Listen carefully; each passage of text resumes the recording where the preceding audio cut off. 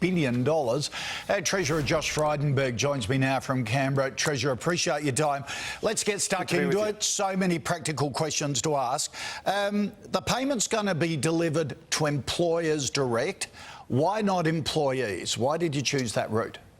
Because it's very important to use the existing tax system and employers' existing payroll systems. This is the most efficient and effective way to ensure the employees get their money. But also we want to maintain that formal connection, Kochie, between the employer and the employee, so that when we get to the other side of the coronavirus, we bounce back as an economy stronger than ever. Okay.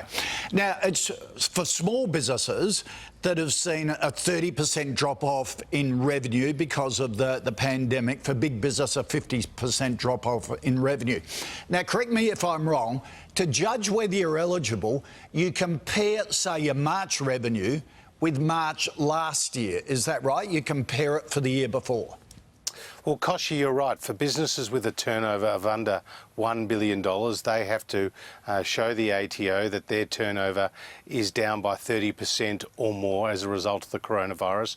And those businesses with a turnover of more than $1 billion have to show that their revenue is down by more than 50% or more. And they'll do that by showing their period of revenue over 1 month and comparing that year on year. Okay, so if you're not down 30% in March, but your business has fallen off a cliff in April, you can apply then or May or June or July or whatever, when it hits you. The tax office will be providing guidance for employers, but we actually want to be very flexible around this scheme, because it's critically important that we get the money to employees and that we ensure that businesses can continue to keep their workers on the books. Yep. That's why we have been motivated to spend $130 billion, an unprecedented sum in today's modern Australia. It's just huge. The biggest peacetime package in our history. An extraordinary shot in the arm for the economy and business. Does tax need to be taken out of the $1,500? It's treated as taxable income in the same way that it was for the New Zealand scheme and the UK scheme. Okay. Now, if you've stood down staff, as distinct from redundant, we'll come to that later, you can now, do you need to bring those stood down staff back to work to pay the $1,500?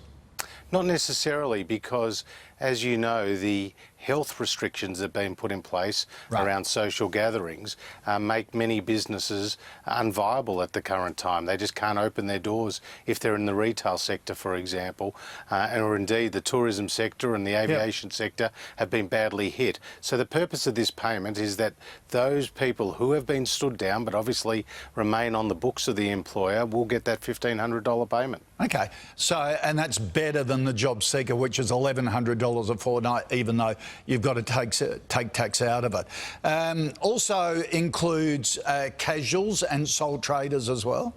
It does, and it also applies to not-for-profit organisations, because we know they're big employers. So as you say, Kochie, around 6 million employees will benefit from this scheme. It is very much a lifeline for millions of Australians. How long is this going to last for? Well, we've put it in place for 6 months. That's what the $130 billion is costed on. And it does reflect the nature of the times that we're in. The Prime Minister has prepared the nation for the long haul ahead, believing that the coronavirus will go for at least 6 months. The UK and New Zealand schemes are both only for 3 months. Ours reflects the longer timetable that we think the coronavirus will go for. Yeah, and we should remind people, welfare recipients, you'll get your $750 one-off payment starting today. Should go into your bank accounts. And for those people on job seeker, your partner's income threshold has been lifted from $48,000 to nearly $80,000. That's a really good move too. Absolutely. While we've got you, Virgin Australia has asked for $1.4 billion rescue package, which could include the government taking a stake in the airline if it can't repay the loan. Is that something you'll look at? Remembering the Americans had this TARP program, didn't they, where they'd lend big corporates, particularly airlines and banks, money for a stake in the business. They made billions of dollars of profit out of it. Well, they did invest, whether it was in financial firms or whether it was in the automotive industry, and obviously had a close look at that scheme.